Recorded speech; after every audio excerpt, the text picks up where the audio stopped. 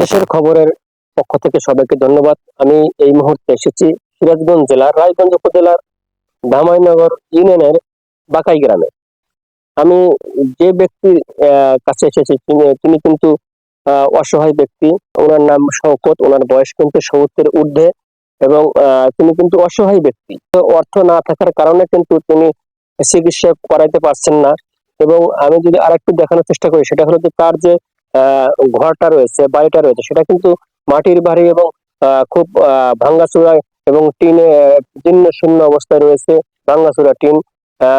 তার অর্থ না থাকার কারণে কিন্তু সে ঘরও সারতে পারতেছেন এবং তার চিকিৎসাও করাতে পারছেন না। উনি যেমনটা জানিয়েছেন যে আমার কোনো সম্পদ নাই এবং আমার টাকা না থাকার কারণেই কিন্তু আমি চিকিৎসা করাতে পারছি না, এমনটাই জানিয়েছেন উনি। শওকত হোসেন তিনি কিন্তু দিনমজুরের কাজ করতেন এবং মাছের ব্যবসা, পাশাপাশি মাছের ব্যবসা করতেন। সেই মাছের ব্যবসা করার পাশাপাশি কিন্তু তিনি রোড অ্যাক্সিডেন্টে তিনি অসুস্থ হওয়ার পরেই কিন্তু চিকিৎসা করাতে না পেরে কিন্তু আস্তে আস্তে কিন্তু উনি এই দুর্বল হয়ে যান। এখন আমি একটু কথা বলবো তার শওকত হোসেনের সাথে। আচ্ছা, আপনি কি হয়েছিল, আপনার যে অবস্থা? মাছ পড়ছিল তারপরে চেষ্টা করে হলো না, পড়ে আছে। আপনার কোনো সয় সম্পত্তি নেই? সয় সম্পত্তি নাই, বেটা নাই। বেটা নেই?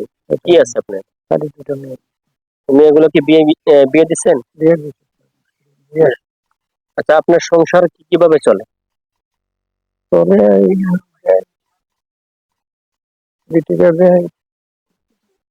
গ্রামের মানুষ যে সংসার চলে। আপনি এখন চাচ্ছেন কি? আমি চাচ্ছি আমার সহযোগিতা করেন। কি সহযোগিতা? আপনি সহযোগিতা করলে কি? শরীর ভালো হলে টাকা নাই, চিকিৎসা হওয়ার পর কেউ সাহায্য করলে আমি সুস্থ হয়ে আবার কাম গাছ কামড়ে যাতে করে। শুনলেন অসহায় শওকত হোসেনের কথা।